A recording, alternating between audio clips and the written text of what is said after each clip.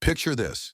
You're 7 months pregnant, standing at your husband's military funeral, when a man in an expensive suit walks up to you. But instead of condolences, he hands you divorce papers and accuses your dead hero husband of being a traitor who sold secrets to foreign enemies. This is exactly what happened to Sarah Morgan at Arlington National Cemetery. Her husband Jimmy had just been killed by an IED in Afghanistan after 15 years of decorated service. But according to his own company, he was a criminal who betrayed his country. What Sarah discovered next would expose a conspiracy that reached the highest levels of government, a web of corruption that had been killing American soldiers for years, and the shocking truth about why her husband really died. This isn't just a story about one woman's fight for justice. It's about corporate greed, military cover-ups, and how far powerful people will go to silence the truth. Sarah had 72 hours to vacate military housing, a baby on the way, and evidence that could bring down an entire defense contracting empire. But here's what she didn't know. Her husband had left her something that would change everything. Stay with me as we uncover the incredible true story of courage, betrayal, and one pregnant widow's battle against forces that seemed unstoppable.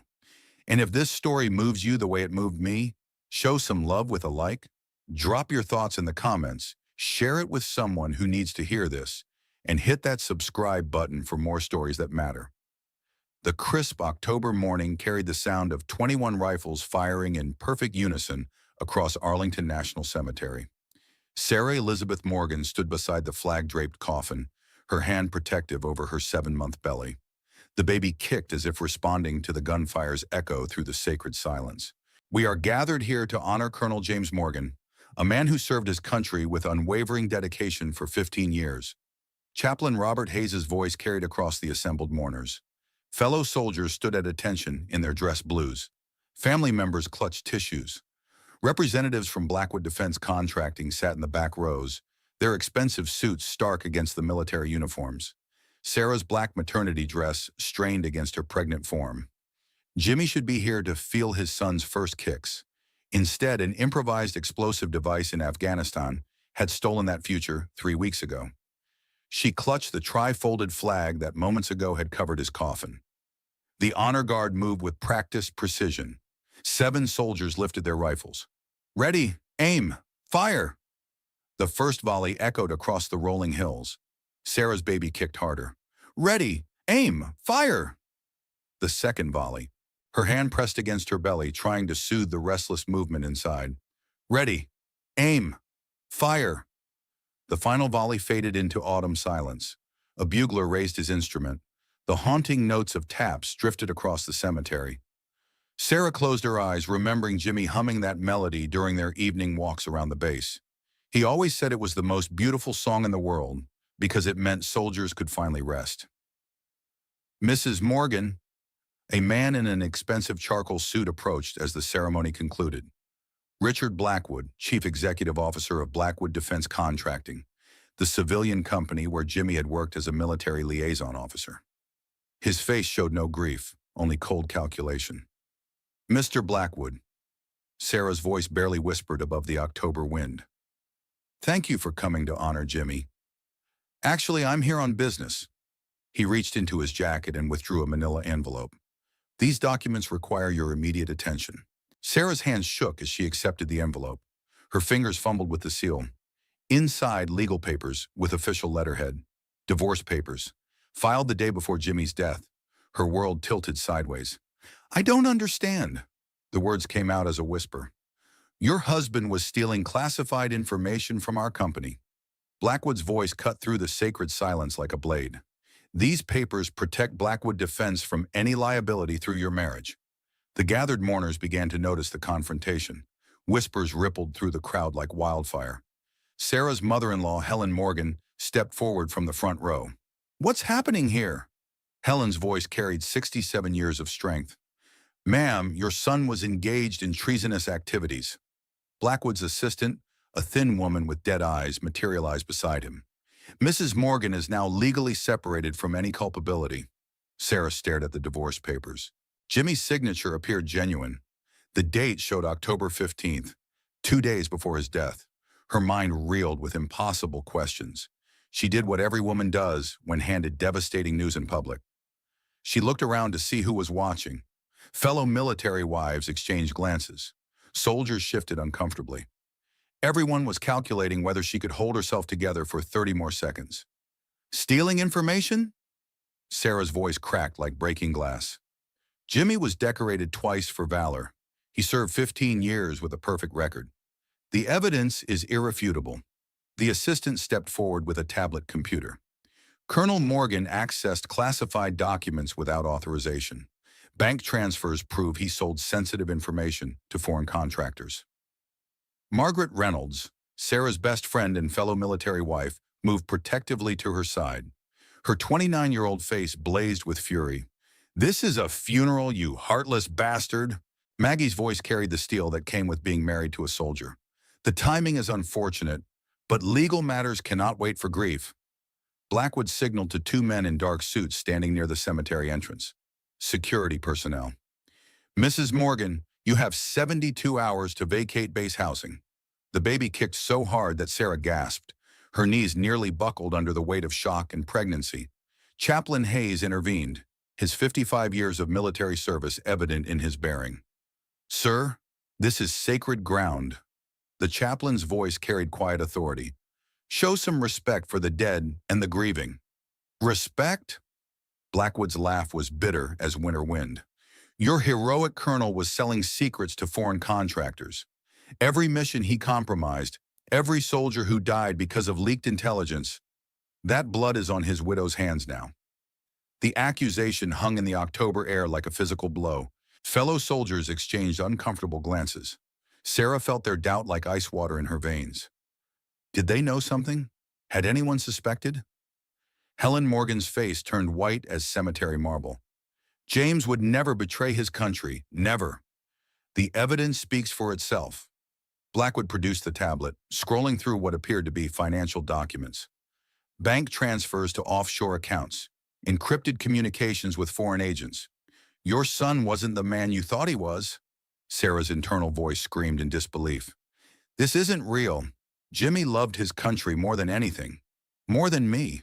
More than our unborn son. He would die before betraying America. He did die serving America." The baby's kicks became frantic, as if sensing his mother's distress. Sarah pressed both hands against her belly, trying to calm the movement that felt like panic inside her womb. "I know my husband." The words came out stronger than she felt. "I know what kind of man he was. Denial is natural in these circumstances." Blackwood's voice carried practiced sympathy that fooled no one. "But facts don't change because they are inconvenient." Sergeant Michael Torres, Jimmy's best friend, stepped forward from the honor guard. His 38-year-old face was carved from stone. "Sir, with respect, Colonel Morgan was the most honorable man I ever served with." "Sergeant, I understand your loyalty to a fallen comrade." Blackwood's tone became condescending.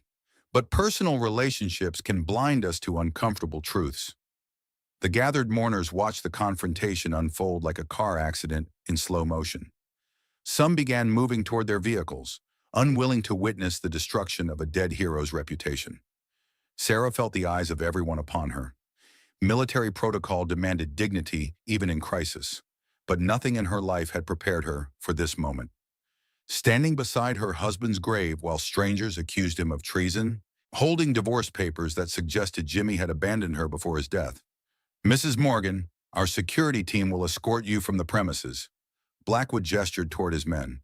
"We'll allow you to collect personal items from base housing, but all electronics and documents belong to the investigation." "Investigation?" Sarah's voice rose despite her efforts to maintain composure. "The Federal Bureau of Investigation is reviewing all of Colonel Morgan's activities." The assistant spoke as if reading from a script. "Your cooperation is appreciated but not required." Sarah looked down at the divorce papers again. Jimmy's signature stared back at her.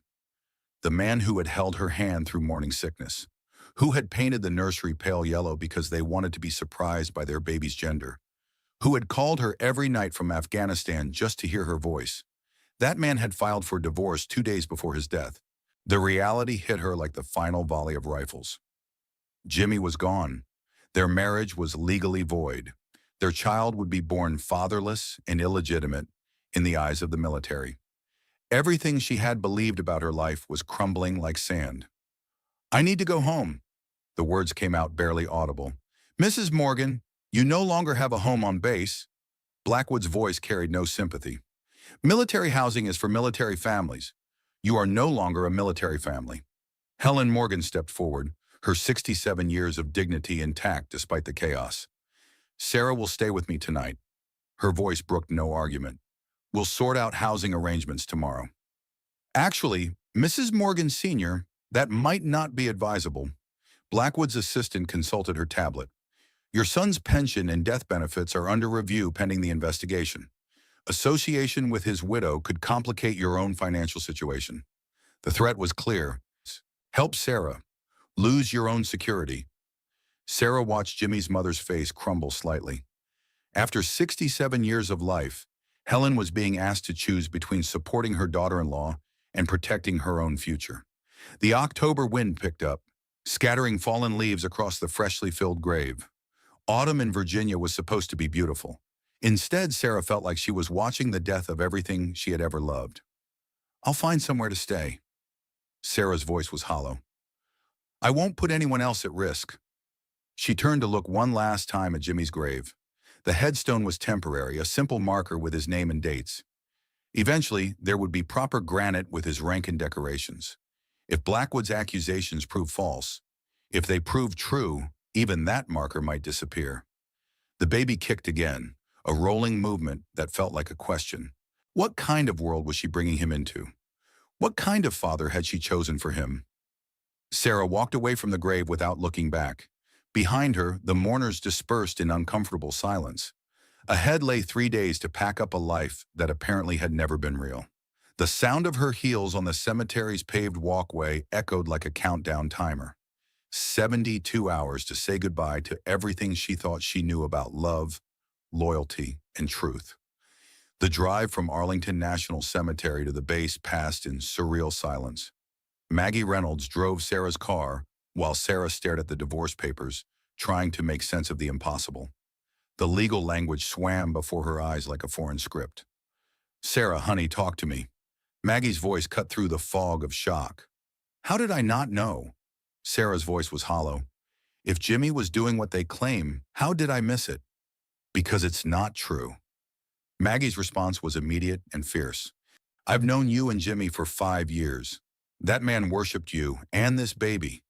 He would never do anything to put you at risk." Base housing felt foreign now, temporary, already lost. The pale yellow nursery that Jimmy had painted seemed to mock Sarah with its optimism. He had spent hours assembling the crib, talking to her belly about teaching their son to throw a baseball. "Maggie, what if the divorce papers are real?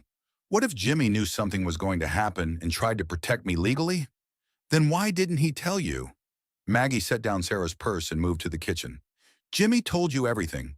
Remember when he got that promotion? He called you before he even told his commanding officer." The house began filling with military wives bearing casseroles and condolences, but their conversation stopped when Sarah entered rooms. Word spread fast on base. The whispers followed her like shadows. "Did you hear about Colonel Morgan? I always thought something was off about him. That poor pregnant girl, she had to know something." Sarah retreated to Jimmy's home office. His computer was gone, seized by investigators. His books remained: military history, leadership guides, philosophy texts, not the reading material of a traitor. She opened his desk drawer with trembling fingers. Inside, a thick manila envelope marked in Jimmy's precise handwriting, "For Sarah, if something happens to me." Her heart stopped. Jimmy always prepared for contingencies. It came with 15 years of military service and multiple deployments to war zones. The envelope was sealed with red wax, Jimmy's West Point ring pressed into it. The ring now sat heavy on her finger, moved from his cold hand just hours ago at the funeral home. "Sarah?" Maggie's voice called from the living room. "Mrs. Henderson from next door brought soup." Sarah slipped the envelope under a stack of Jimmy's military manuals. Whatever secrets it held, she needed privacy to face them. "Coming." She forced her voice to sound normal. Mrs. Henderson, a 60-year-old military wife with 30 years of experience, stood in the living room holding a pot of chicken noodle soup. Her eyes held the kind of sympathy reserved for widows. "Sarah, dear, I wanted you to know that George and I never believed a word of what that businessman said. Mrs. Henderson's husband was a retired master sergeant. Jimmy was good people. Thank you." Sarah accepted the soup with hands that still trembled. That means everything right now. But after Mrs. Henderson left, Sarah heard her voice through the thin walls talking to another neighbor.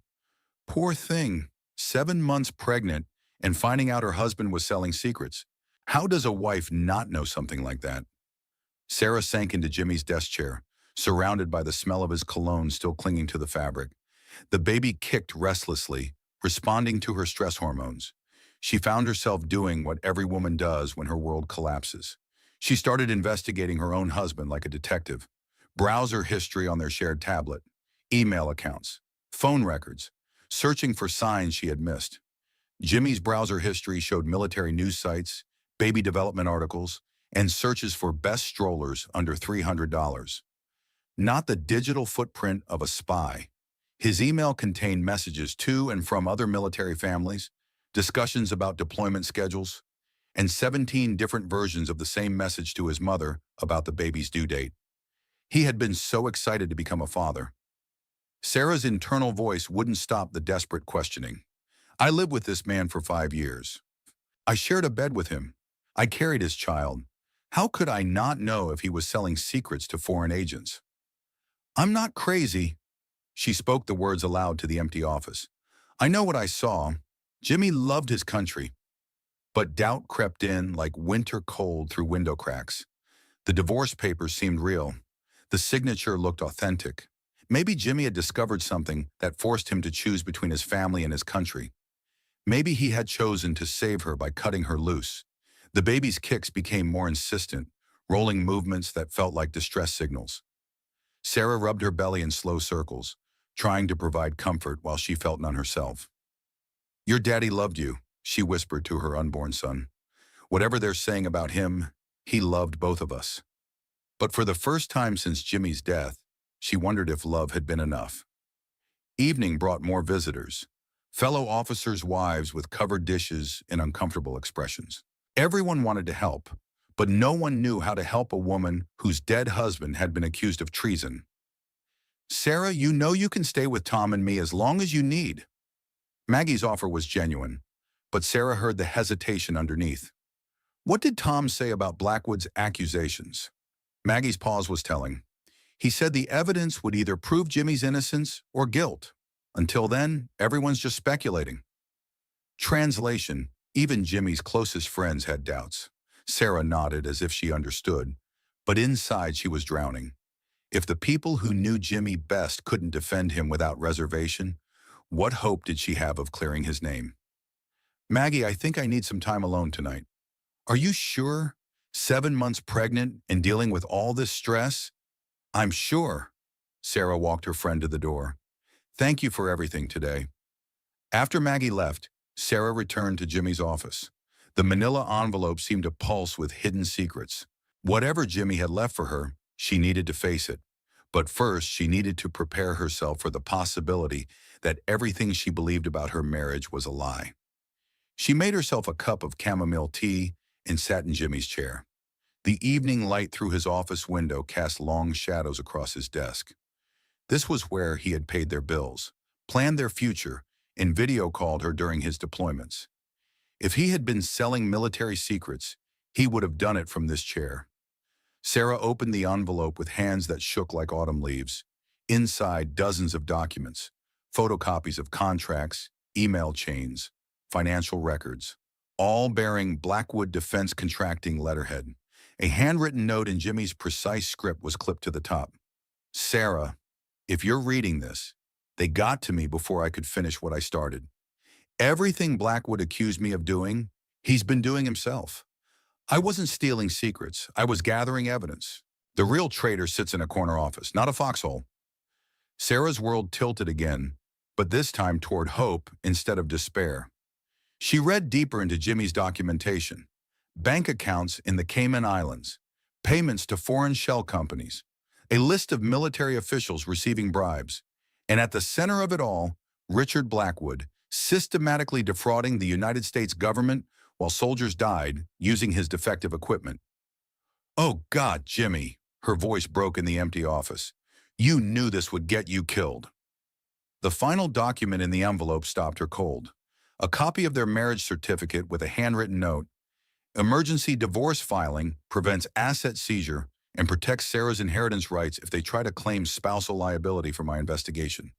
Already filed but never served, she's safe."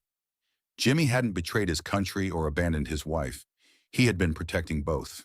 The baby kicked hard, as if celebrating his father's vindication. Sarah pressed both hands against her belly and felt something she hadn't experienced since receiving the news of Jimmy's death. Pride. Her husband had died a hero's death in more ways than one. The improvised explosive device that killed him in Afghanistan might have been coincidence, or it might have been the final desperate act of men who knew their crimes were about to be exposed. "I knew you couldn't do what they said," Sarah spoke to Jimmy's photograph on the desk. "I knew the man I married. But knowing the truth and proving it were different challenges entirely. Blackwood had resources, political connections, and a head start on controlling the narrative. Sarah had a manila envelope full of documents and 67 days until her baby was born. The fight for Jimmy's reputation was about to become the fight of her life. The next morning brought an eviction notice slipped under Sarah's door. 72 hours had become 48. Military efficiency applied to destroying the life of a pregnant widow. Sarah sat at her kitchen table, spreading Jimmy's documents across the pale yellow tablecloth they had bought for their first anniversary. Bank records, email printouts, contract specifications. The evidence of a conspiracy that had cost her husband his life. Her phone rang, Maggie's number. "Sarah, I have bad news." Maggie's voice was tight with controlled anger. "Tom got called into his commanding officer's office this morning." "About what?" "About us helping you. There's pressure from above. Pressure about you staying with us." The message was clear as morning reveille. "Help Sarah, lose your military career." Blackwood's influence extended further than she had imagined. "Maggie, I understand." "No, you don't understand." Maggie's voice blazed with fury. "Tom told his commanding officer exactly where he could stick his pressure. We're military wives. We stick together." But that afternoon, Tom Reynolds came home with different news. Sarah heard the conversation through the guest bedroom wall, where she was packing her meager belongings. "Maggie, they're transferring me to Alaska. Orders came down this morning. Immediate deployment. 3 years minimum." Sarah's heart sank. The punishment for loyalty. Blackwood's reach extended everywhere, even into military command structures. She emerged from the bedroom with her single suitcase. "Tom, I'm so sorry. Don't you dare apologize." Tom's voice carried 20 years of military service. "This isn't about you. This is about powerful people who think they can intimidate soldiers into silence." "But Alaska? Alaska's not the moon." Maggie's voice was fierce. "We'll manage. You focus on clearing Jimmy's name." But Sarah could see the strain in their marriage already. The tight lines around Maggie's eyes. The way Tom kept checking his phone for new orders. Her presence in their lives was destroying their stability. "I'm checking into a hotel tonight." "Sarah, it's not negotiable." Sarah's voice carried a strength that surprised her. "Jimmy left me evidence that can bring down Blackwood. I won't let him destroy anyone else while I figure out how to use it." The Comfort Inn near the base was designed for visiting family members and soldiers on temporary assignment. Sarah's room overlooked the parking lot where government sedans had been parked since she checked in. Surveillance was no longer subtle. She spread Jimmy's documents on the polyester bedspread and tried to make sense of the conspiracy her husband had died uncovering. Blackwood Defense Contracting had been systematically overcharging the government for military equipment while providing substandard gear that failed in combat situations. The bank records showed millions of dollars flowing to offshore accounts. The email chains detailed bribes to Pentagon officials. The contract specifications proved that American soldiers were dying because Blackwood prioritized profit over performance. Jimmy's handwritten notes in the margins told the story of his investigation. Months of careful documentation, soldiers' testimonies about equipment failures, financial analysis of impossible profit margins. Her husband had been building a case that would destroy Blackwood Defense and save countless lives. Sarah found herself reliving every conversation from Jimmy's final months. Every phone call from Afghanistan took on new meaning. Sarah, honey, I can't talk about specifics, but I'm working on something important. Baby, if anything happens to me, remember that sometimes the right thing feels wrong in the moment. Promise me you'll trust your instincts about people. You're a better judge of character than you know. The signs had been there. Jimmy's growing distraction, his questions about their financial planning, his insistence that she learn to handle their bank accounts independently. He had been preparing her for widowhood while gathering evidence that would get him killed. The baby kicked hard, rolling movements that felt like frustration. Sarah rubbed her belly and talked to her son for the first time since the funeral. Your daddy was so brave. He knew bad people were hurting soldiers, and he couldn't let that continue. He tried to stop them. The hotel room felt suffocating despite the air conditioning. Sarah needed fresh air and space to think. She drove to the small park where she and Jimmy used to walk on Sunday afternoons. The playground was empty in the October afternoon. Sarah sat on a bench facing the duck pond, watching waterfowl prepare for winter migration. Everything in nature knew when it was time to move on. Her phone buzzed with a text from an unknown number. Mrs. Morgan, we know what your husband was doing. Meet us at the diner on Route 7, 9 o'clock. Come alone. Sarah stared at the message. They knew about Jimmy's investigation, either allies or enemies, but definitely not neutral parties. She should call the police. She should call a lawyer. She should not meet strangers in isolated locations while 7 months pregnant. But she thought about Jimmy's courage in facing unknown dangers to protect people he would never meet. If she was going to honor his memory, she needed to find that same courage. At 8:45, Sarah drove to the Route 7 diner. The parking lot was nearly empty except for long-haul truckers grabbing late dinner. She chose a booth near the window where she could see anyone approaching. A man in his mid-40s entered exactly at 9 o'clock. Tall, lean, with the bearing of a career military officer. He scanned the diner before approaching her table. Mrs. Morgan, I'm David Sterling. I was a friend of your husband's. I don't know any David Sterling. Jimmy knew me by my call sign, Phoenix. Sterling slid into the booth across from her. I was his contact at the Inspector General's office. Sarah's heart stopped. Jimmy was working with military investigators? Unofficially. We couldn't move on Blackwood without ironclad evidence. Jimmy was gathering that evidence when he died. The improvised explosive device might have been coincidence, or it might have been the final desperate act of people who knew their crimes were about to be exposed. Sterling's voice was grim. Mrs. Morgan, your husband died a hero, but his death bought Blackwood time to cover his tracks. Sarah leaned forward. I have documents. Jimmy left me everything. Sterling's eyes widened. Everything?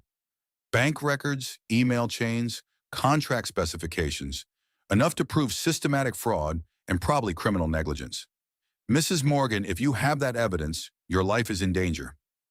As if summoned by his words, a black sedan pulled into the diner parking lot. Two men in dark suits got out and surveyed the area. We need to leave, now. Sterling dropped $20 on the table. Follow my car. Don't go back to your hotel. Sarah's hands shook as she stood. Where are we going? Somewhere safe. Your husband died protecting that evidence. Now it's our turn to protect you. The drive through Virginia's back roads felt like a chase scene from a thriller movie. Sterling's taillights guided Sarah through turns she would never have found alone. Behind them, headlights maintained a steady distance. They were being followed. Sarah pressed one hand against her belly and gripped the steering wheel with the other. The baby's movements felt frantic, responding to her terror and adrenaline. Hold on, little one, she spoke to her unborn son. Mommy's going to finish what Daddy started. But first, she had to survive long enough to use Jimmy's evidence. The headlights behind them were getting closer. Sterling led Sarah to a safe house 20 miles from the base. A modest ranch home that looked like every other house in the subdivision, except for the sophisticated security system and blackout curtains. Mrs. Morgan, welcome to our temporary operations center. Sterling gestured toward a dining room table covered with computers, phones, and stacks of documents. We've been investigating Blackwood Defense for 18 months. Jimmy never mentioned working with the Inspector General's office, because officially he wasn't. A woman in her 30s emerged from the kitchen. Short brown hair, intelligent eyes, the bearing of someone accustomed to classified briefings. I'm Agent Rebecca Chen with the Federal Bureau of Investigation. Your husband was our confidential informant. Sarah sank into a chair, the weight of pregnancy and revelation making her legs unsteady. Jimmy was working with the FBI? Blackwood Defense holds contracts worth $800 million annually. Agent Chen opened a laptop computer. When soldiers started dying because of equipment failures, the FBI opened an investigation. How many soldiers? 47 confirmed deaths directly attributable to Blackwood equipment failures in the past 3 years. Sterling's voice was quiet. Body armor that didn't stop bullets it was rated to stop. Communications equipment that failed during firefights. Vehicle armor that cracked under stress. The numbers hit Sarah like physical blows. 47 families destroyed. 47 funerals with flag-draped coffins. All because Richard Blackwood prioritized profit margins over human lives. Jimmy volunteered to gather internal evidence? Sarah asked. Colonel Morgan approached us after his best friend died in a vehicle rollover. Agent Chen pulled up photographs on her laptop.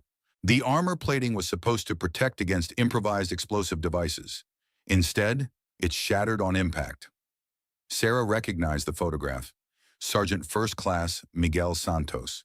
Jimmy had attended his funeral 6 months ago and come home different, quieter, more determined. Miguel's death broke something in Jimmy.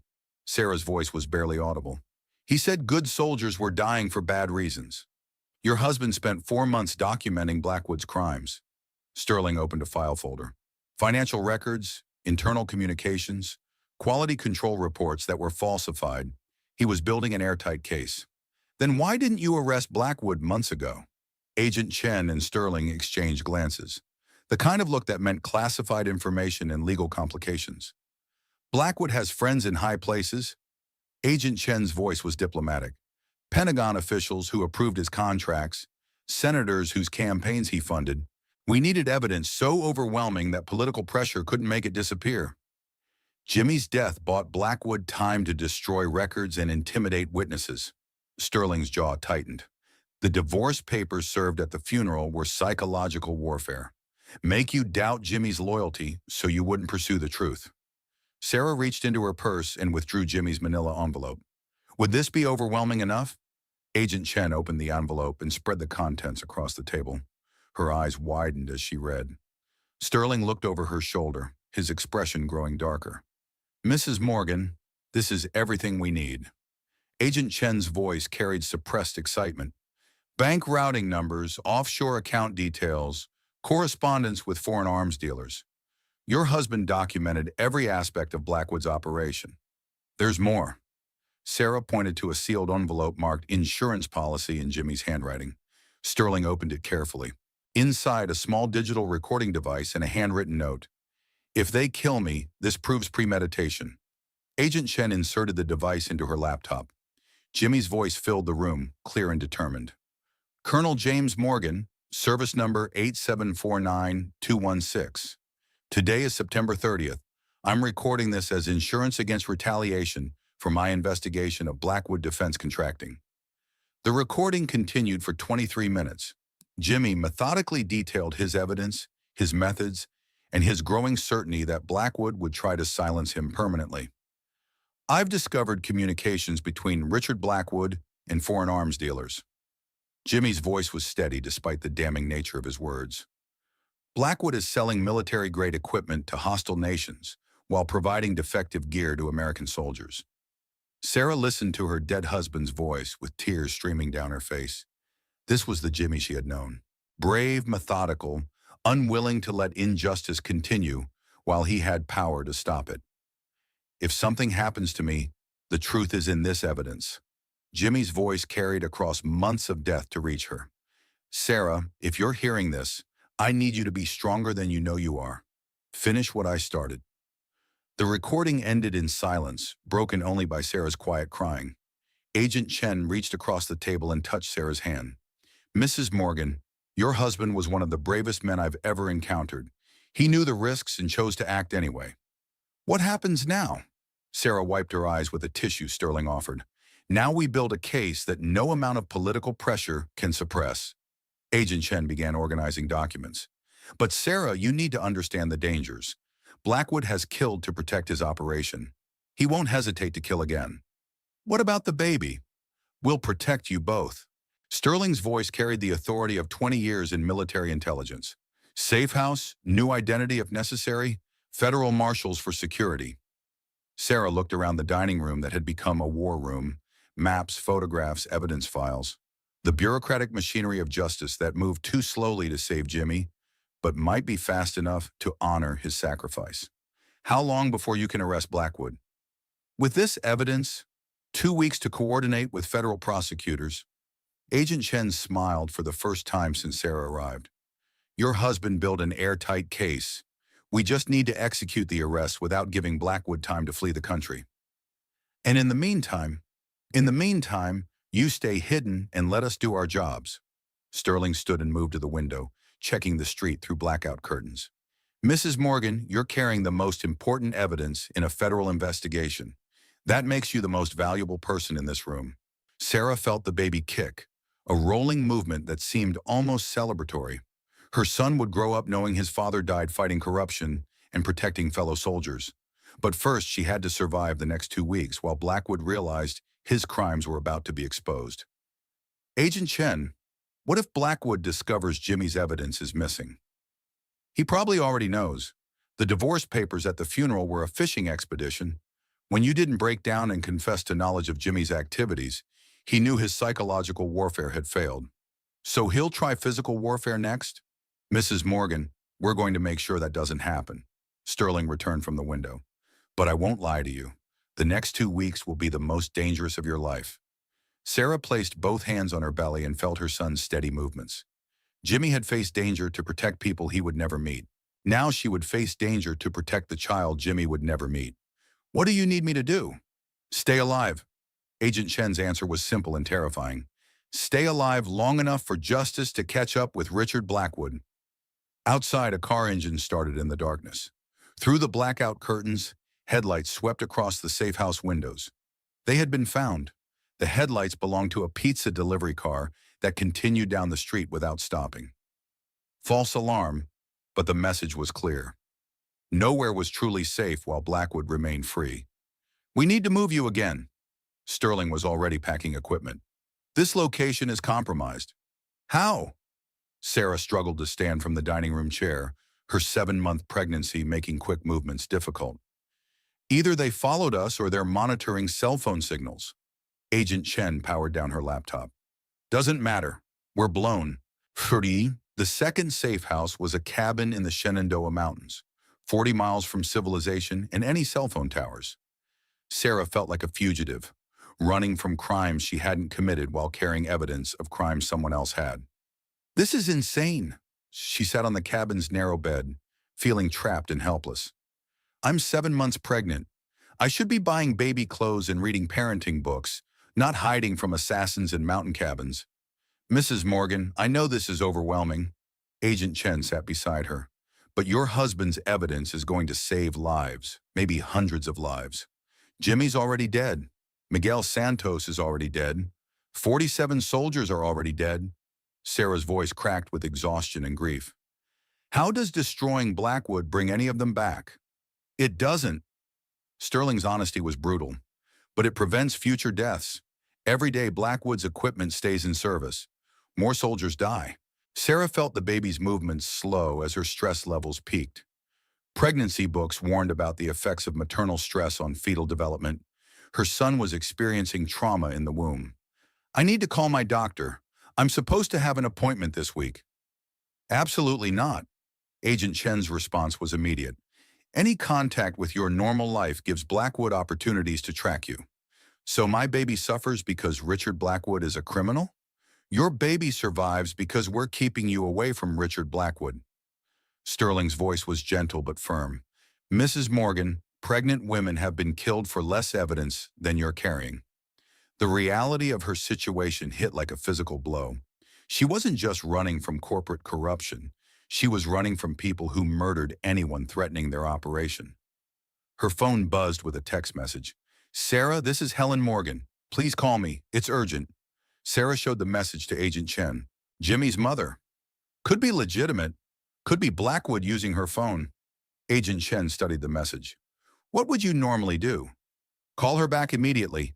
Helen raised Jimmy alone after his father died. She's the strongest woman I know. Then that's what we do. But we trace the call and keep it short. Sarah dialed Helen's number with hands that shook. The phone rang twice before her mother-in-law answered. Sarah, thank God, where are you? Helen, I can't tell you that. Are you okay? Two men came to my house this morning. Helen's voice was tight with controlled fear. They said you had stolen classified documents from Jimmy's office. Sarah's blood turned to ice. What did you tell them? I told them to get off my property before I called the police. Helen's voice carried 67 years of backbone. But Sarah, they knew things. Personal things about Jimmy's childhood. About you.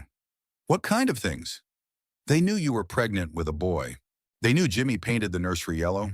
They knew about the crib he bought in July. Sarah looked at Agent Chen with wide eyes.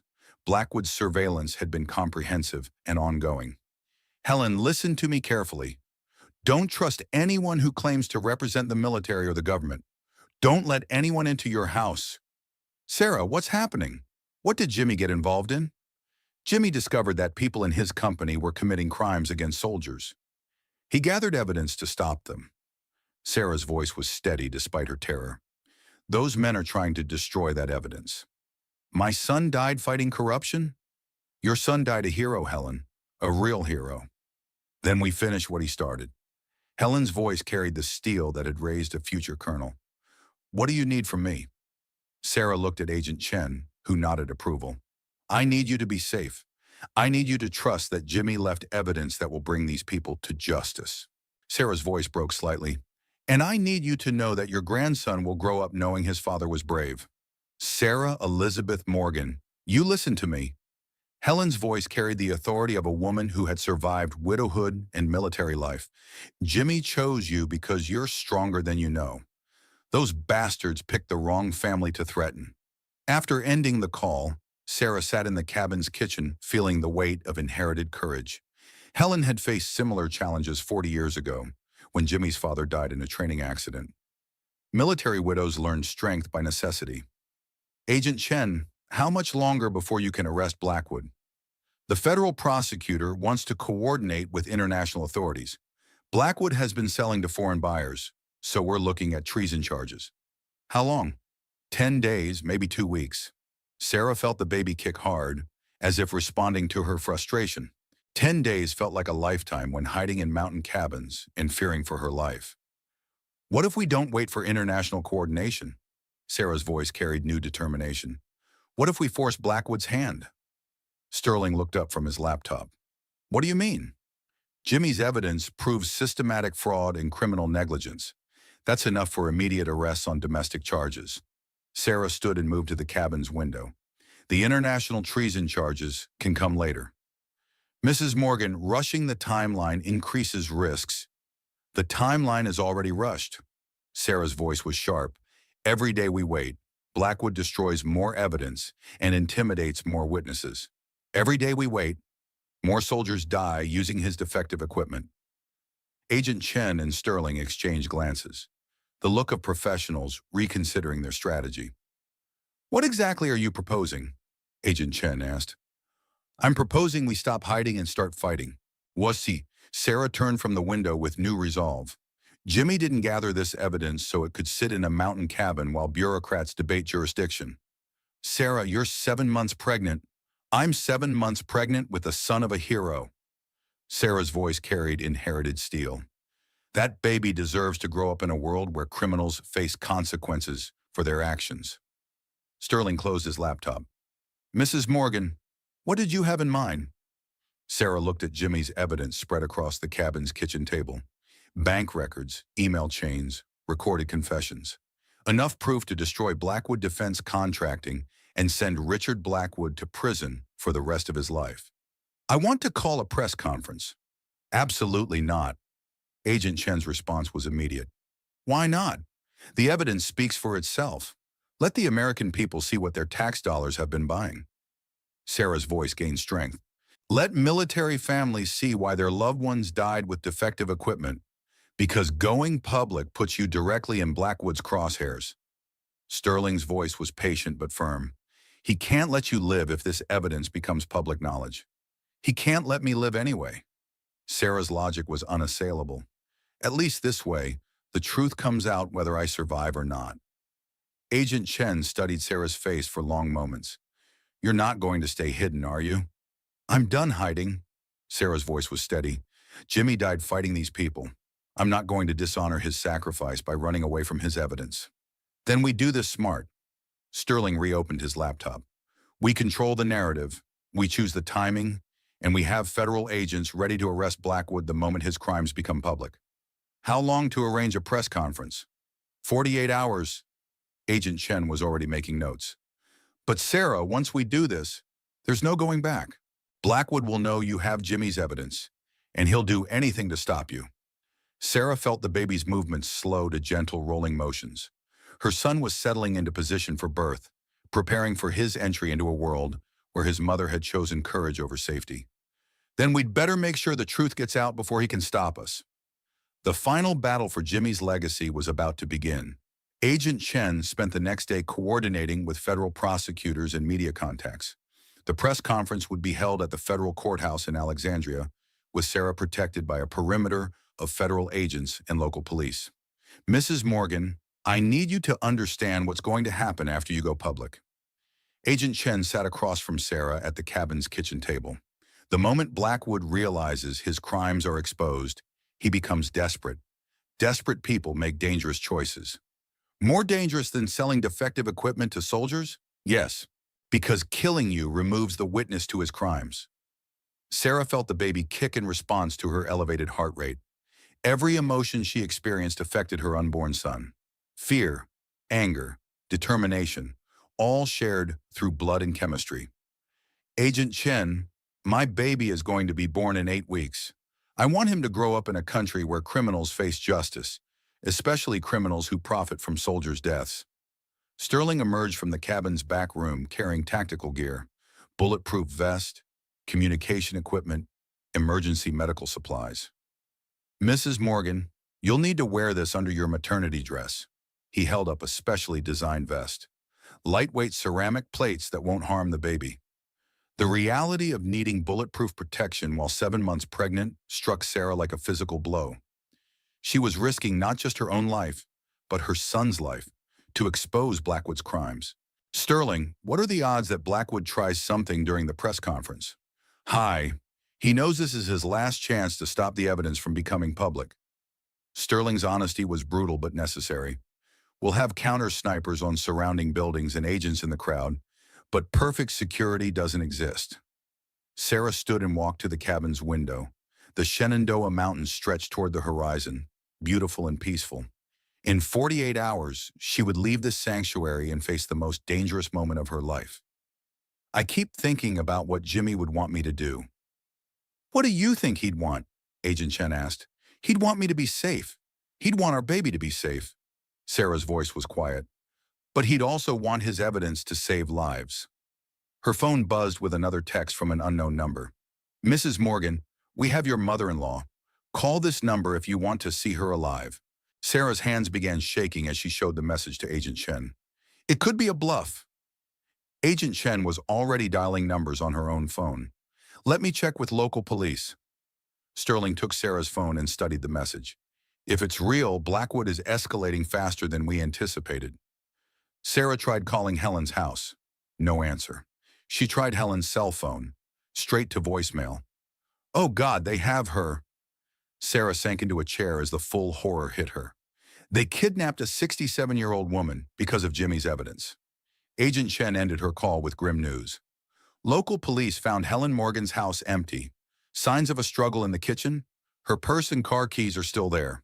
Sarah felt the baby's movements become frantic, responding to her terror and despair. Blackwood had escalated from corporate intimidation to kidnapping. What do they want? Sterling studied the text message again. They want you to call, probably to negotiate an exchange. Helen's life for Jimmy's evidence. Then that's what we do. Absolutely not. Agent Chen's response was immediate. Once you give them the evidence, they kill both you and Helen, and probably your baby. Then what do? We accelerate the timeline. Sterling was already packing equipment. Press conference tomorrow morning. We make the evidence public before they can use Helen as leverage. Sarah's internal voice screamed in conflict. Save Helen by giving up the evidence, or save countless future soldiers by preserving it. Jimmy had faced similar impossible choices. There has to be another option. There is. Agent Chen's voice was steady. We find Helen before the press conference. How? Blackwood has limited options for holding a kidnapped woman. Private facilities, offshore locations, or properties owned by shell companies. Agent Chen was already pulling up databases on her laptop. We cross-referenced Blackwood Defense properties with locations suitable for temporary detention. Sterling joined the search, his military intelligence background evident in his systematic approach. Warehouses, storage facilities, abandoned buildings, somewhere with no neighbors and good soundproofing. Sarah felt helpless watching the professionals work. Her mother-in-law was somewhere being held by criminals, while Sarah sat in a mountain cabin organizing evidence. I should call the number they gave me. Not yet. Agent Chen didn't look up from her laptop. First, we narrow down their location options, then we call from a position of strength.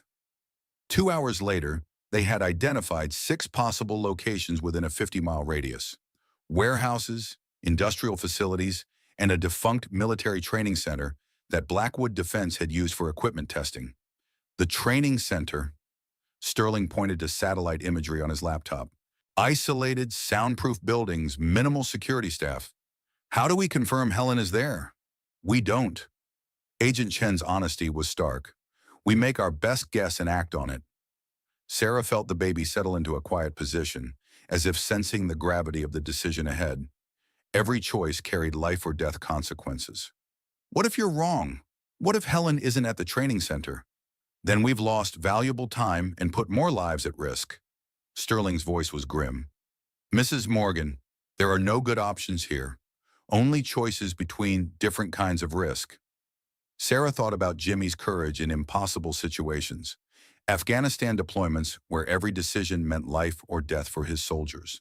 He had learned to act on incomplete information because perfect intelligence was a luxury war zones didn't provide. How long to reach the training center? 40 minutes by car. Agent Chen was already coordinating with federal tactical teams. But Sarah, you're not going. You're 7 months pregnant and the primary witness in a federal investigation. Helen is being held because of my connection to Jimmy's evidence. Sarah's voice was steady. I won't let someone else pay for my husband's courage. Mrs. Morgan, this isn't about courage. It's about tactics. Sterling's military background was evident in his approach.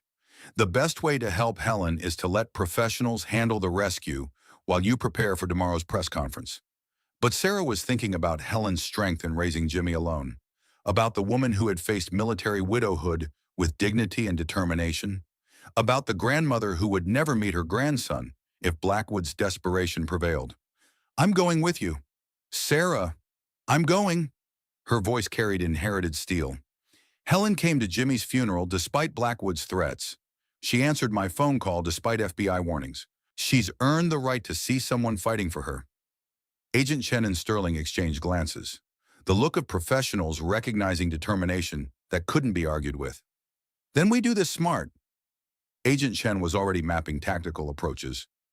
You stay in the vehicle with communications equipment. If shooting starts, you get on the radio and call for backup.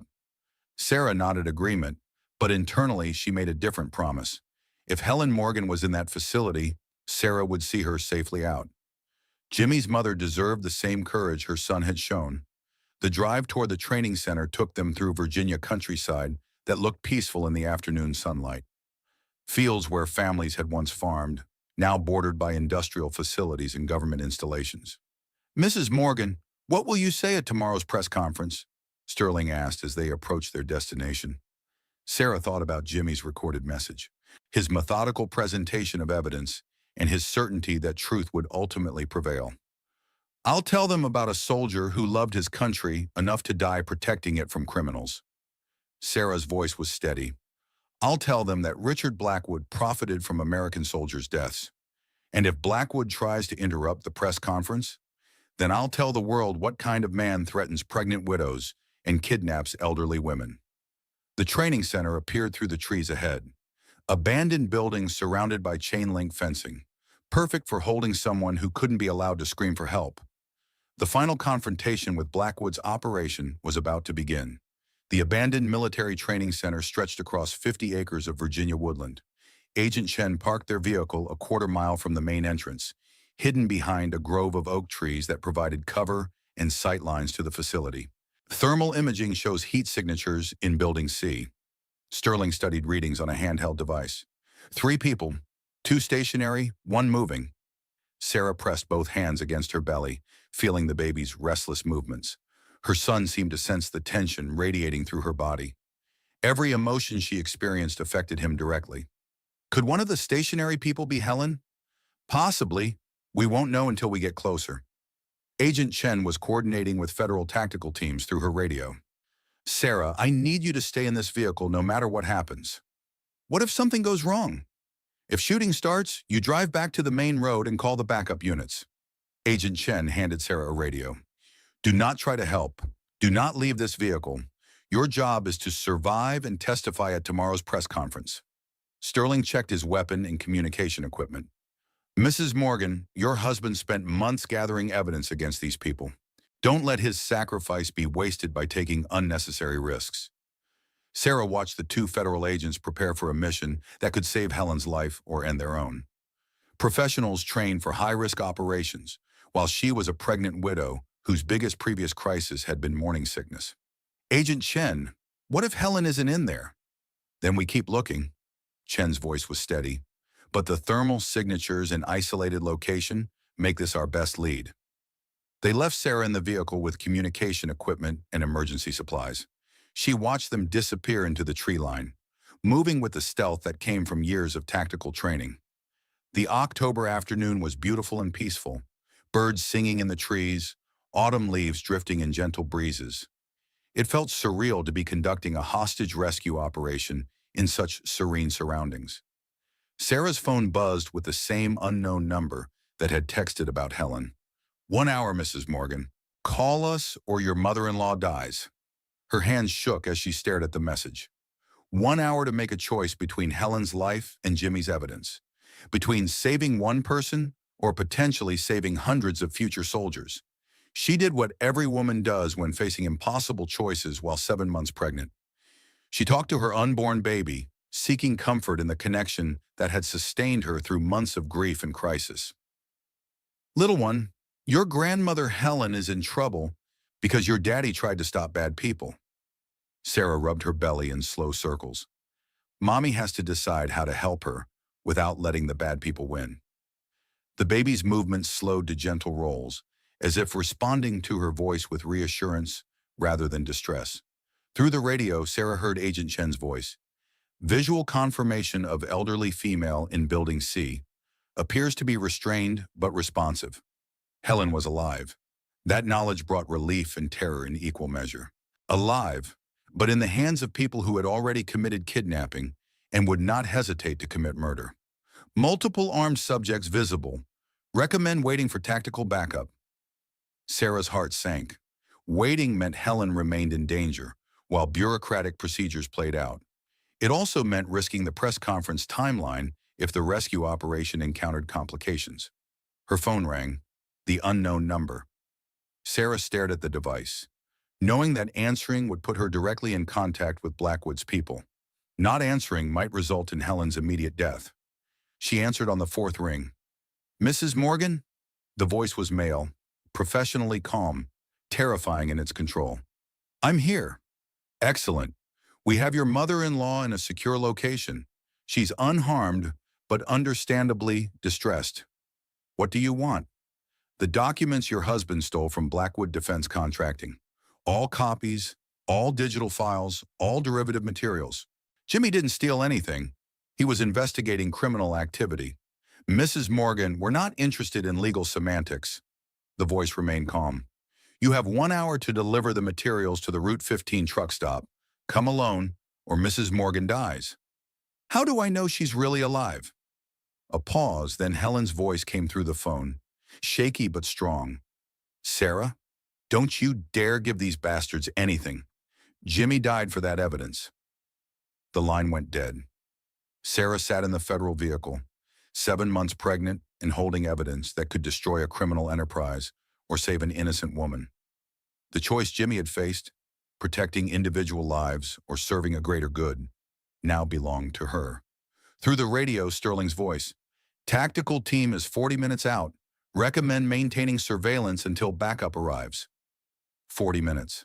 Helen could be dead in 40 minutes if Sarah didn't respond to the ransom demand. Sarah started the vehicle's engine. She drove toward the Route 15 truck stop against every instruction she had received. Agent Chen's voice crackled through the radio, demanding her position and ordering her to return immediately. "I'm sorry," Sarah spoke into the radio. "I can't let Helen die because of my choices." She turned off the radio and drove toward what might be her own death. The truck stop was exactly what she expected, a sprawling complex of gas pumps, restaurants, and convenience stores where travelers could disappear into crowds. Perfect for a hostage exchange. Sarah parked near the main building and waited. Her hands rested on her belly, feeling the baby's concerned movements. He seemed to understand that something dangerous was happening. A black sedan pulled up beside her. The rear window rolled down, revealing Helen Morgan sitting between two men in dark suits. Helen looked older than her 67 years, but her eyes blazed with fury rather than fear. Even kidnapped and threatened, she radiated the strength that had raised a future colonel. The man who had called her approached Sarah's window. Mid-40s, expensive suit, the bearing of someone accustomed to violence without participating directly. "Mrs. Morgan, do you have the materials? Do you have my mother-in-law?" "She's right there. Now where are the documents?" Sarah reached into her purse and withdrew a manila envelope. Inside, photocopies of financial records that represented about 10% of Jimmy's evidence. Enough to look authentic without compromising the investigation. "Release Helen first." "Mrs. Morgan, you're not in a position to negotiate terms. Neither are you." Sarah's voice carried unexpected steel. "Those documents are copies. The originals are with federal prosecutors. Kill us, and you just guarantee life sentences instead of plea bargains." The man's expression changed slightly, doubt replacing confidence. "You're bluffing." "Am I?" Sarah met his gaze steadily. "Your boss served me divorce papers at my husband's funeral. You kidnapped a 67-year-old woman. You think federal prosecutors haven't noticed the pattern of escalation?" Through her peripheral vision, Sarah saw additional vehicles arriving at the truck stop. Black SUVs with government plates. Agent Chen and the tactical team had followed her, despite her radio silence. "Mr. Whatever your name is, you have about 30 seconds to release Helen before this truck stop fills with federal agents." The man looked around, finally noticing the subtle positioning of law enforcement personnel throughout the area. "This isn't over, Mrs. Morgan." "Yes, it is." Sarah's voice was steady. "Tomorrow morning, every television network in America will know what Blackwood Defense has been doing to soldiers. Your crimes end now." Helen Morgan was released from the sedan and walked toward Sarah's car with the dignity of a woman who had faced worse challenges than kidnappers. As federal agents moved in to arrest Blackwood's people, Sarah felt the baby kick with what seemed like celebration. Her son would be born into a world where his grandmother was safe and his father's killers faced justice. The press conference was still 18 hours away, but the final victory had already begun. The federal safe house that night was different from the mountain cabin. Secure but comfortable, designed for witnesses preparing to testify rather than fugitives hiding from danger. Helen Morgan sat across from Sarah at the kitchen table, both women processing the events of the past week. "Sarah, I want you to know something about my son." Helen's voice carried 67 years of wisdom. "Jimmy called me 2 days before he died. He said if anything happened to him, you would be the strongest person in our family." "I don't feel strong. I feel terrified most of the time." "Strength isn't the absence of fear." Helen reached across the table and took Sarah's hand. "Strength is doing what's right despite the fear." Agent Chen and Sterling were finalizing preparations for the morning press conference. Media outlets had been contacted, federal prosecutors were standing by, and arrest warrants for Richard Blackwood and his associates were ready for execution. "Mrs. Morgan, we've confirmed that Blackwood attempted to flee the country this afternoon." Agent Chen emerged from the communications room. "Airport security detained him at Dulles International. He's now in federal custody." Sarah felt a wave of relief that made her dizzy.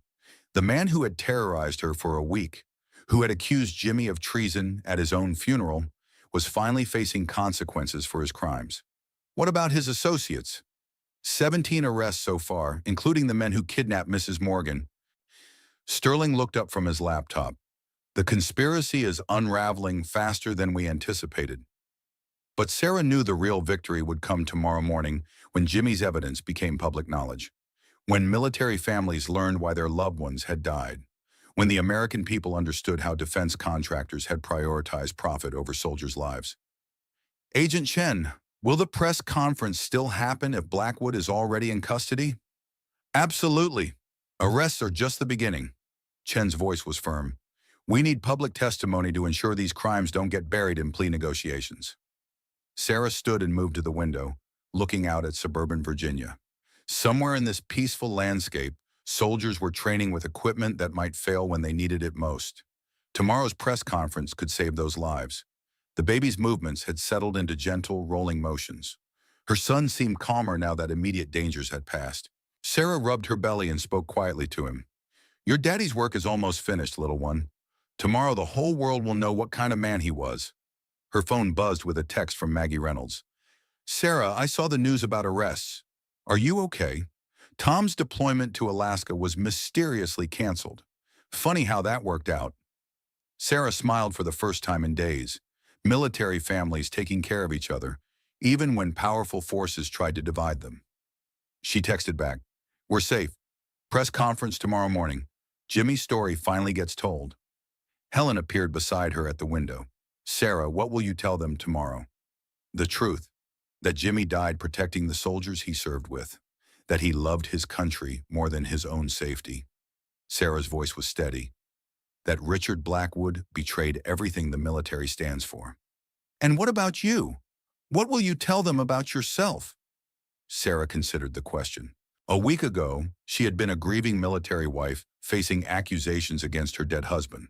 Tonight, she was a federal witness preparing to expose corporate crimes that had killed American soldiers. I'll tell them that ordinary people can do extraordinary things when they refuse to let evil prevail. That's what Jimmy saw in you. Helen's voice was soft. He told me once that you had a core of steel wrapped in kindness. He said if anything ever happened to him, you'd be strong enough to handle whatever came next. Agent Chen approached with final briefing materials for the press conference. Mrs. Morgan, we've prepared a statement based on your husband's evidence. You can read it directly or speak extemporaneously. Sarah looked at the prepared statement. Professional language, legal terminology, bureaucratic phrasing that would protect the investigation while boring television audiences. I want to speak without a script. Sarah, these are serious criminal charges. Every word will be scrutinized. Agent Chen, Jimmy's evidence speaks for itself. The American people deserve to hear from his widow, not from federal prosecutors. Sterling nodded approval. Mrs. Morgan, what do you want to say? Sarah thought about Jimmy's recorded message. His methodical presentation of evidence, combined with personal conviction about protecting fellow soldiers. I want to tell them about a man who loved his country enough to risk everything to protect it. I want them to understand that soldiers like Jimmy died fighting two enemies, foreign terrorists and domestic criminals. And Richard Blackwood? Richard Blackwood will be remembered as a man who profited from American soldiers' deaths. History will judge him accordingly. The evening passed quietly. Helen and Sarah shared stories about Jimmy's childhood and military service. Agent Chen reviewed security arrangements for the federal courthouse. Sterling coordinated with media outlets to ensure maximum coverage of the evidence. As midnight approached, Sarah felt the baby's movements slow to gentle shifts of position. Her son was preparing for his entry into a world where his father's killers faced justice. Helen, will you stay for the baby's birth? Wild horses couldn't drag me away. Helen's voice was fierce. That boy needs to know his grandmother from day one. Sarah felt the quiet strength that came from having family support during crisis. Jimmy was gone, but his mother remained. Their son would grow up with stories of his father's courage and his grandmother's determination. What will we name him? James Michael Morgan II. Sarah's voice was certain. He'll carry his father's name and his father's legacy. At 2 in the morning, Sarah lay in the safe house bedroom feeling the baby's gentle movements. Tomorrow would bring the final chapter of Jimmy's story, the moment when his evidence became public knowledge and his sacrifice received recognition. But tonight, in the quiet darkness, Sarah felt the peace that came from knowing she had honored her husband's courage with her own. The baby kicked once, softly, as if approving of his mother's strength. Tomorrow would bring justice. Tonight brought the quiet satisfaction of work nearly complete. The federal courthouse in Alexandria buzzed with activity at 7 in the morning. Media trucks lined the street, reporters conducted live broadcasts, and federal agents maintained security perimeters around the building. Sarah Morgan stood in the courthouse's witness preparation room, wearing a black maternity dress and the bulletproof vest Sterling had insisted upon. At 7 months pregnant, she looked like exactly what she was, a military widow preparing to honor her husband's sacrifice. "Mrs. Morgan, are you ready?" Agent Chen reviewed the morning schedule one final time. "I've been ready since the moment Blackwood served me divorce papers at Jimmy's funeral." The main courtroom had been converted for the press conference. Television cameras from major networks, radio equipment, print reporters with digital recorders. Every major news outlet in America would carry Jimmy's story live. Sarah entered the courtroom with Helen Morgan beside her and Agent Chen flanking her other side. The room fell silent as the pregnant widow of a fallen soldier approached the podium. "Good morning. My name is Sarah Elizabeth Morgan. I am the widow of Colonel James Morgan, who died 3 weeks ago in Afghanistan serving his country." Her voice carried clearly through the courtroom's sound system. No tremor, no hesitation. The strength that had sustained her through grief and crisis now served her in this final moment. "3 weeks ago, at my husband's funeral, Richard Blackwood served me divorce papers and accused Jimmy of selling military secrets to foreign agents. Today, I'm here to tell you the truth about what my husband really did." Sarah paused, feeling the baby's gentle movements providing comfort and encouragement. Jimmy wasn't a traitor. He was a whistleblower. For 4 months, he gathered evidence proving that Blackwood Defense Contracting was defrauding the United States government while providing defective equipment that killed American soldiers. The room remained silent except for the quiet clicking of camera shutters. 47 soldiers died using Blackwood's equipment in the past 3 years.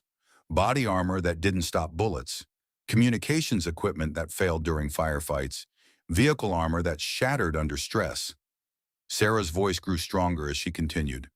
Jimmy documented every aspect of Blackwood's criminal operation. Financial records showing millions stolen from taxpayers. Communications with foreign arms dealers. Quality control reports that were falsified to hide equipment defects. She gestured toward Agent Chen, who began distributing copies of Jimmy's evidence to reporters. "My husband knew that exposing these crimes would cost him his life. He prepared for that possibility by gathering irrefutable evidence and leaving it where it could continue his work after his death." Sarah's voice carried across the courtroom with quiet authority. The improvised explosive device that killed Jimmy in Afghanistan might have been random violence, or it might have been the final desperate act of people who knew their crimes were about to be exposed. She paused, feeling the baby's movements settle into calm stillness. "Jimmy left me a recording made 2 weeks before his death. I'd like you to hear his words." Agent Chen activated the audio system. Jimmy's voice filled the courtroom, clear and determined. "If you're hearing this recording, I'm probably dead, and powerful people are trying to discredit my investigation. Sarah, if something happens to me, remember that the truth doesn't die with the messenger." The recording continued for 5 minutes. Jimmy methodically detailing Blackwood's crimes, his investigation methods, and his certainty that corporate criminals were betraying the soldiers they claimed to support. When the recording ended, Sarah returned to the podium. "That was my husband's voice, a man who loved his country enough to risk everything protecting fellow soldiers from corporate criminals." Questions came from reporters throughout the room. "Mrs. Morgan, when did you first learn about your husband's investigation?" "I found his evidence after Blackwood accused him of treason at the funeral. Jimmy left it where I would find it if anything happened to him." "What do you want to happen to Richard Blackwood?" "I want him to face the same justice system that any other criminal faces. No special treatment because he's wealthy or politically connected." "How do you respond to suggestions that you're seeking revenge for your husband's death?" Sarah felt the baby kick gently, reminding her of the new life growing inside her. This isn't about revenge. It's about justice. It's about preventing future deaths. It's about honoring soldiers who died because they trusted equipment that was designed to fail. The questions continued for 30 minutes. Sarah answered each one with the calm authority of a woman who had survived threats, kidnapping attempts, and character assassination while 7 months pregnant. Finally, Agent Chen approached the podium to announce that criminal charges would be filed within hours. Ladies and gentlemen, the evidence provided by Colonel Morgan and presented by his widow will result in federal charges including fraud, conspiracy, criminal negligence, and treason against Richard Blackwood and 17 associates. Sarah felt a wave of satisfaction that made her dizzy. Jimmy's work was complete.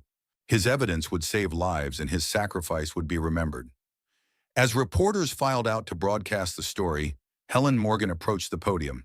Sarah, Jimmy would be so proud of you. He would be proud that the truth finally came out.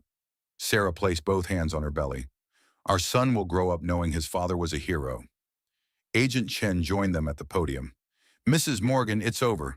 Blackwood is facing life in prison, his company is being dissolved, and military contracts are being reviewed for similar fraud.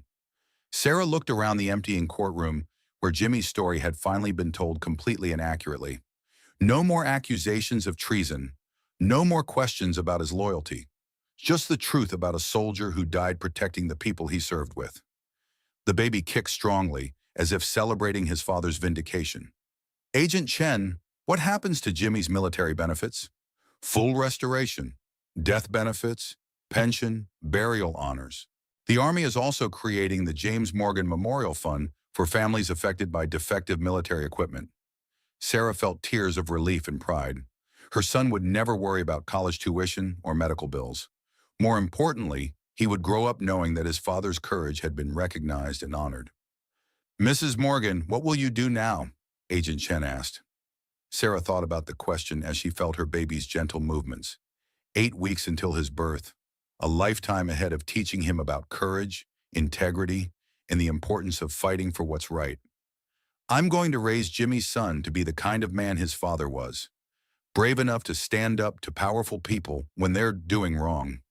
Helen Morgan smiled with 67 years of pride. That boy's going to have quite a legacy to live up to. He'll have the strength to handle it. Sarah's voice carried quiet certainty. Jimmy chose me because he knew I wouldn't let fear win. Our son will learn the same lesson. As they left the courthouse, Sarah heard reporters broadcasting the story to the nation. Breaking news from Alexandria, Virginia, where the widow of a slain Army colonel has exposed a massive defense contracting fraud that resulted in the deaths of at least 47 American soldiers.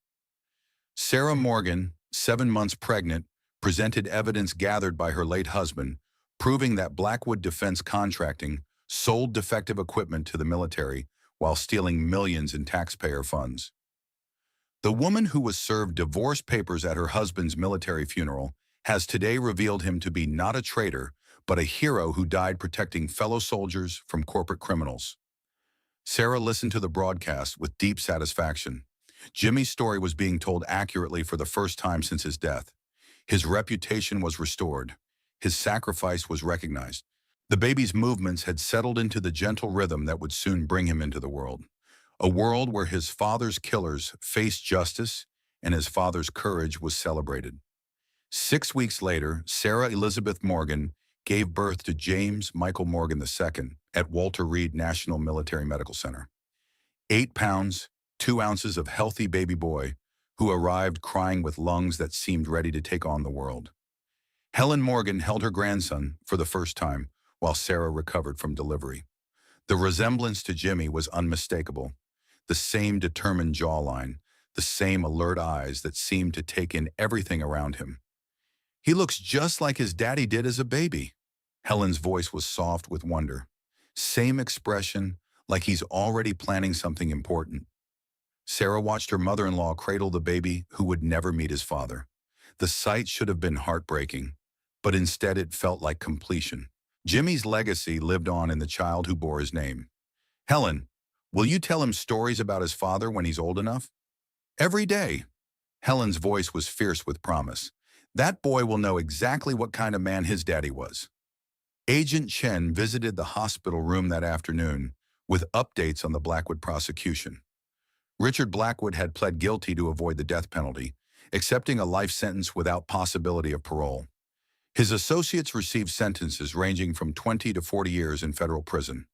Mrs. Morgan, the investigation is complete. Blackwood Defense Contracting is being dissolved, and all military contracts are being reviewed for similar fraud. Agent Chen smiled at the baby sleeping in Sarah's arms. Your husband's evidence has triggered reforms throughout the defense contracting industry. Sarah felt the deep satisfaction that came from seeing justice fully served. Jimmy's sacrifice had saved countless future lives. What about the soldiers who died using Blackwood's equipment? Their families are receiving full compensation, and the military is conducting formal investigations into each death.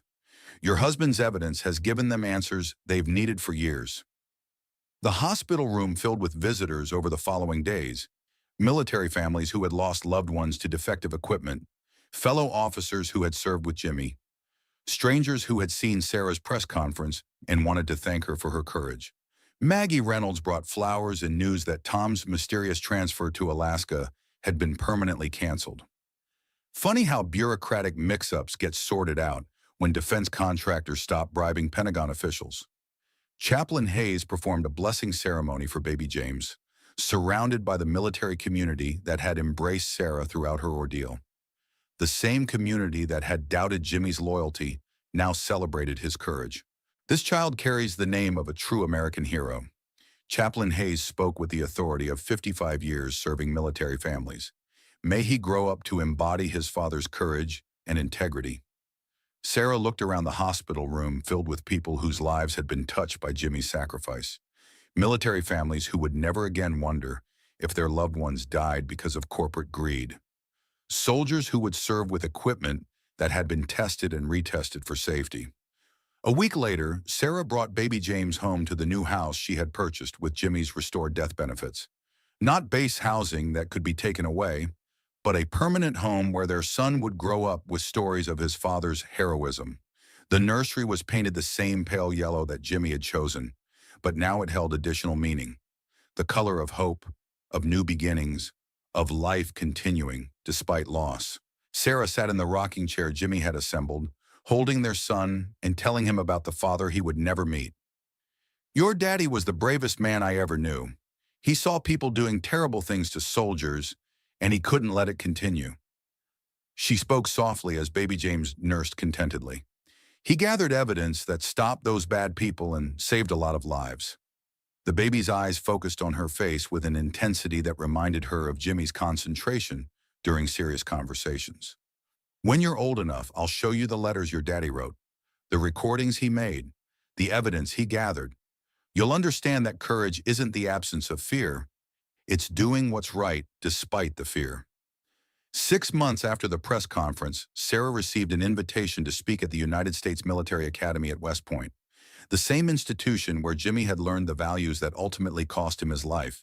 She stood at the podium in the Academy's historic auditorium, holding baby James while addressing future officers who would face their own tests of moral courage.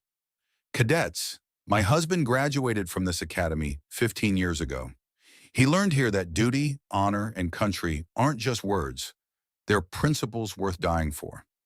The auditorium was silent except for baby James's occasional babbling, which drew smiles from the serious young faces in the audience. Colonel Morgan discovered that people within the defense establishment were betraying everything this academy teaches. They were profiting from soldiers' deaths while pretending to support the military. Sarah's voice carried clearly through the auditorium sound system.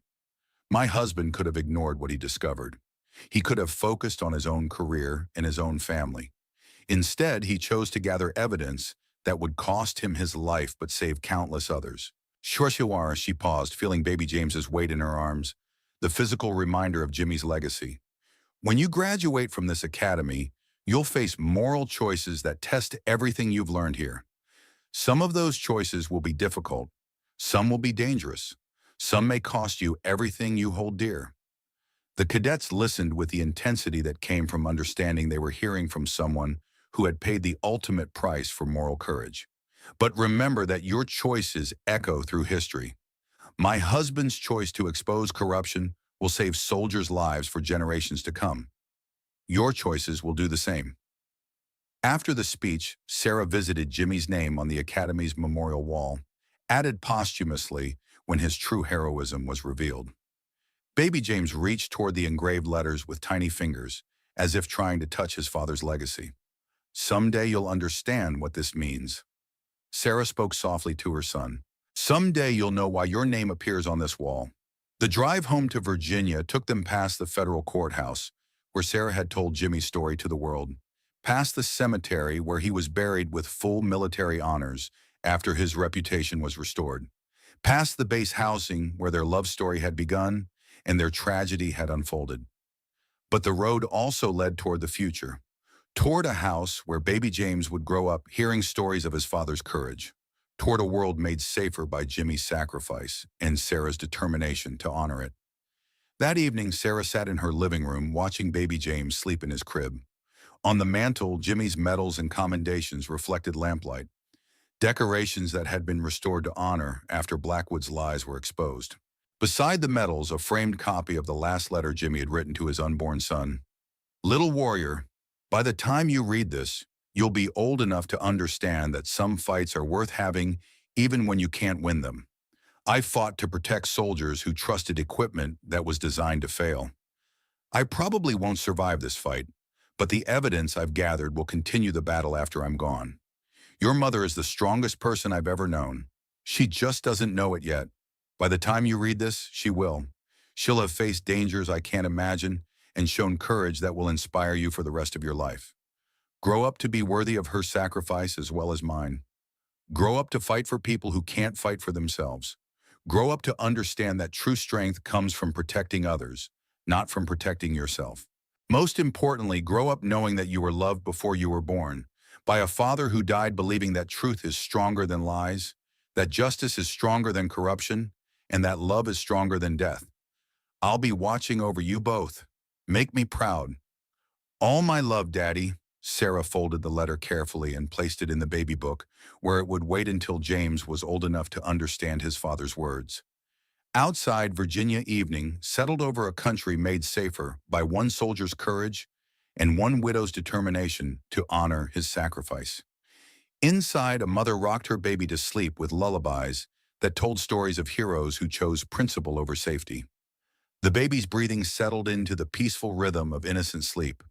Tomorrow would bring new challenges, new opportunities to teach courage and integrity to the son of a hero. But tonight brought the quiet satisfaction of knowing that justice had prevailed, that truth had triumphed over lies, and that love, even love interrupted by death, ultimately proved stronger than fear. Jimmy's mission was complete. His family was safe. His sacrifice was honored. And his son would grow up in a world where corporate criminals face consequences for betraying the soldiers they claimed to serve. The final victory belonged not to the powerful, but to the principled, not to those who chose profit over people, but to those who chose courage over comfort. In the end, the truth had set them all free.